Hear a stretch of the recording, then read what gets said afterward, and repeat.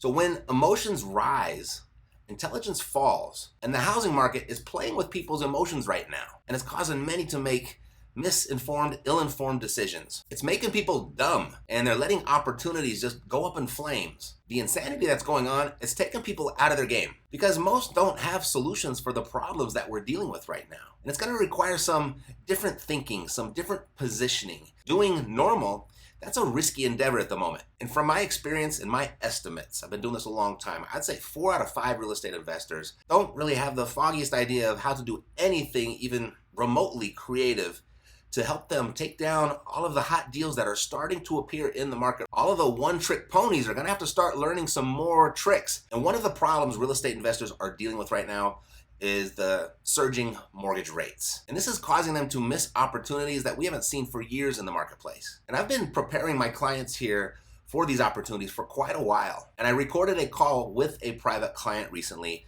so you can listen in on some of the opportunities that you may be missing. This could be a total game changer for you, and it's my hope that it is. And I'll play that for you in just a second, but understand that the rising mortgage rates, that's not the only issue that we're dealing with. I actually gave a talk this week to a group of real estate investors on 7 specific things that are really impacting what we're all up to. And while I was there, I gave away a new report that I just wrapped up, and I had no idea that chapter 1 itself was gonna be such a hit. Anyway, if you'd like a copy, I made it really easy and uploaded it for you over at epicfreedombook.com, and I'll also put a link down in the description for you. Okay, this mortgage rate issue that everyone's dealing with, it's not really an issue for us over here. I'd call it more of a moment of good fortune. And one of these moments came up recently for a private client of mine, Christina. And one of the ways that I help my clients, I invite them to go ahead and bring me onto a call, a 3-way call with the motivated sellers that they're talking to.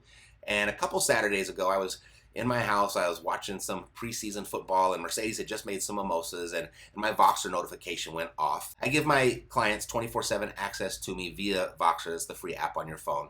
And it was Christina, and she needed some help explaining seller financing to a seller. And I had my laptop nearby, so I grabbed it real quick, I hit the record button, and I have that for you so you can listen in to hear how this goes down in real life. And if you think you don't have the money needed to invest in real estate, stay with me until the end here and wait for that aha moment in case you don't pick up on it yourself during the call. So here it is. And no frills, by the way. This is just me sitting on the couch at home having this talk with Christina and her seller. It's Christina. How you doing? Hey, how you doing? I'm good. I have Matt on the line. He's my colleague. Is this a good time for you that we can chat about seller financing? Yeah, for sure. Okay. Matt, please meet. Nice to meet you.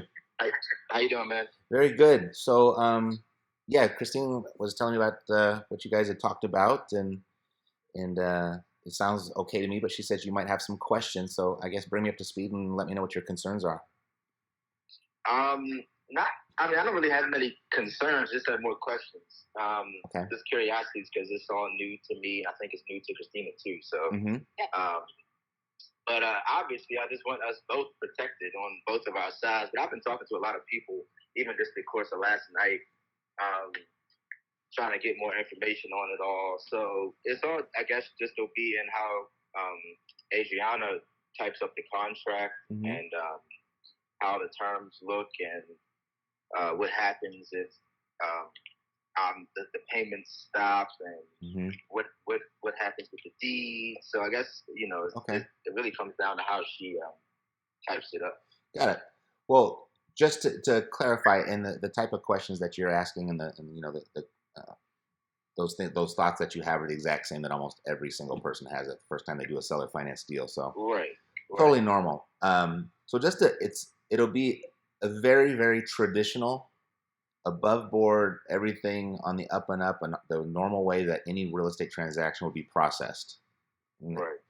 The only difference is that Christina would be giving you the down payment just as she would if she was going to go to a bank for a loan. Right. So you'll still get the down payment, and then instead of Christina making payments to the bank for the loan, she's going to make those payments to you. Yes. Right.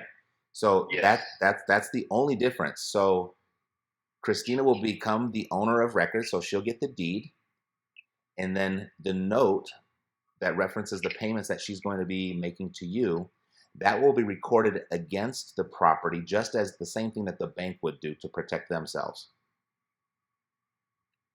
Okay. So we go through the type. On that.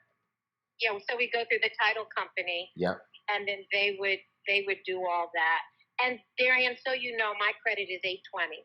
So you're dealing with someone who pays their bills. I appreciate it. So the one thing that I've heard, and I've actually, a couple people have told me this, and I looked on Google and different YouTubes and blah, blah, blah, just do research. Yep. A lot of them say that you don't transfer the deed and the title until the loan is paid off, just simply because, and mind you, I don't have a loan on this house. So, you know, I'm not dealing with any banks or anything like that. So, right. That's what I've been, and mind you, like I said, this is just what I've been researching. Sure, no, and I still want to, I still have a call scheduled in about an hour and a half to talk to some more people. So I'm still getting information from more experienced people. Got it. But yeah, they did say, that was one thing that they did say. And like I said, in the case that, you know, I know that the credit is excellent.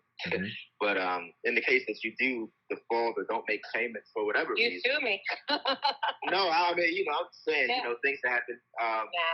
But like I said, in that case, obviously, and you're obviously going to be incentivized to obviously make the payments simply because you've already paid money for it up front. So, but like I said, that was one thing that they kept telling me to do, is some promissory note or something like that, and make sure that the deed is transferred into the buyer's name at the end of the right.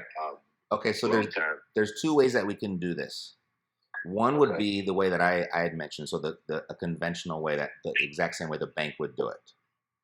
And you'd be protected just the same way that a bank is protected. And you're absolutely right. You'd get to keep the down payment. If she happened to default for some reason, you'd get to keep the down payment.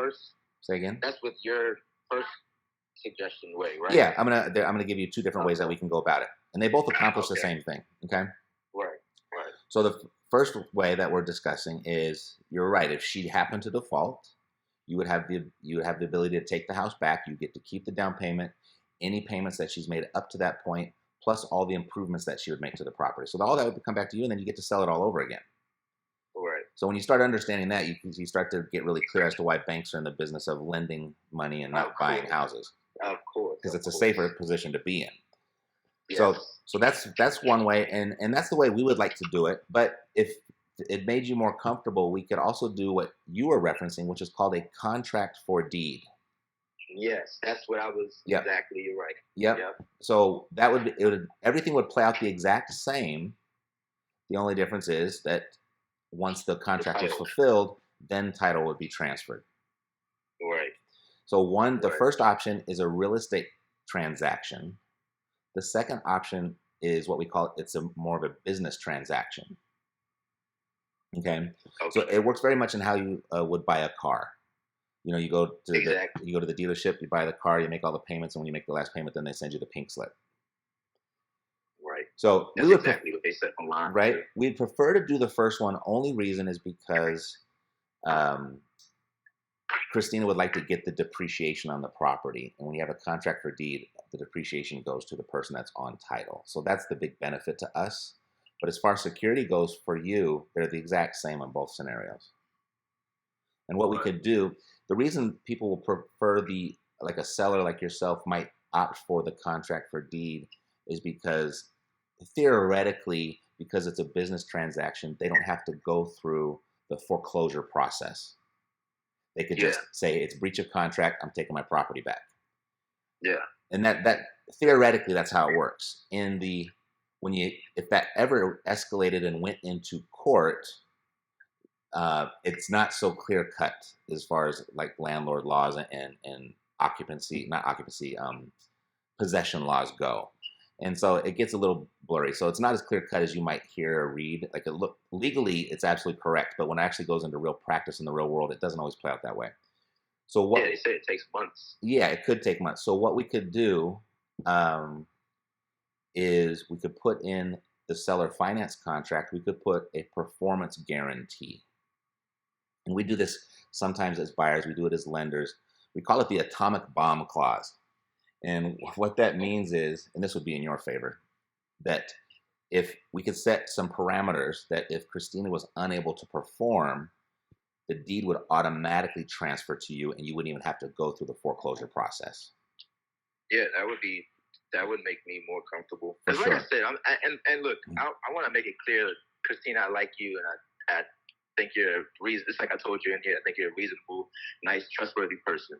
But I don't know a thing. I don't know a thing. I pride myself on studying real estate and all this cool stuff, but there's plenty. It's going to be always things that you don't know about.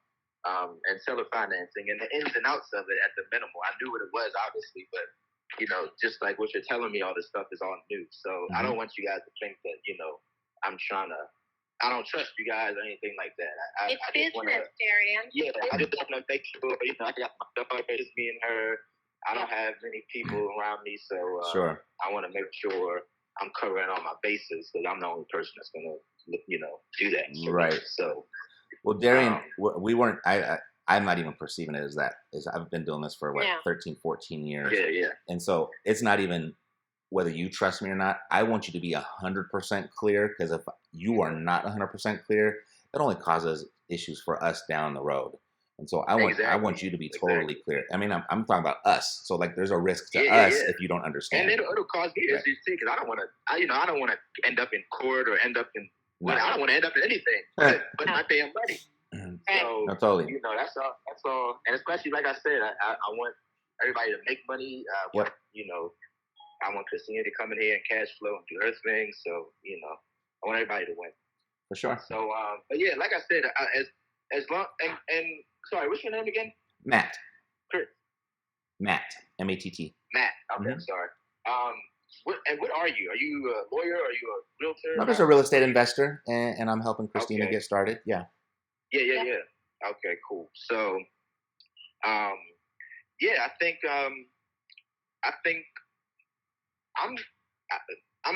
Christina, I'll text you literally in a few hours. It's a super concrete what we're gonna do or seller finance, and I'm pretty sure I'm gonna choose the seller finance option. I know we've been going back and forth about it. I know you had the hard money option, but I've got either option at my disposal. Right. What I'd like to do, though, since we have Matt, because it's hard to get Matt, is let's just say you're going to say yes now, and let's talk the numbers and the years and things like that, so that Matt and I can write up the contract. Because it's not going to go through Adriana, but you and I will pay Adriana $1,000 that we both agreed to do. But it can't go through her brokerage because they'll take half her money. And so I'm all about making people whole, as you've seen in less than 24 hours. But yes. that's how I play, and Matt can vouch for me as well.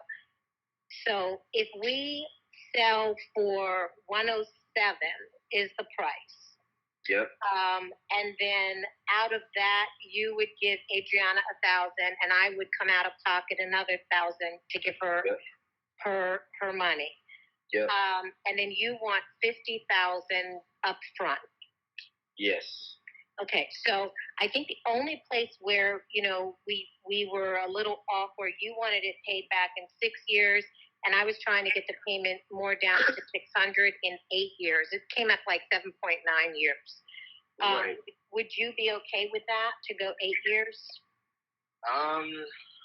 The 700 sounds much nicer. And like I said, you gotta. I'm keeping in mind what I'm gonna do when I leave this place. In terms of my daughter, her schooling, I gotta get a new apartment.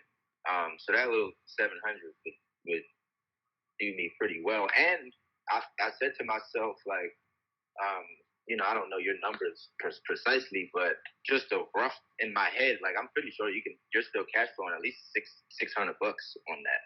Well, here's the thing, though. I have to pay taxes. I have to pay insurance. I have to pay the closing costs, which I've agreed to pay, all the closing costs, which will save you another $3,000. And so that, for me, it only works out if I'm in the 600 area. Otherwise, I'd have to, kind of. You want to meet in the middle at 650? 650 could work. Yeah, let me see. Hold on. 650. Let me see. So 50,000. No, we're working off 106,000 because you're going to give Adriana 1,000. Okay. So. Matt, what are your numbers showing? Are you clicking or am I clicking? Oh, I'm just listening. I'm set up in my house on a Saturday. watching preseason football, having a mimosa. So. Keep watching. Hold on, I just want to do this with you here.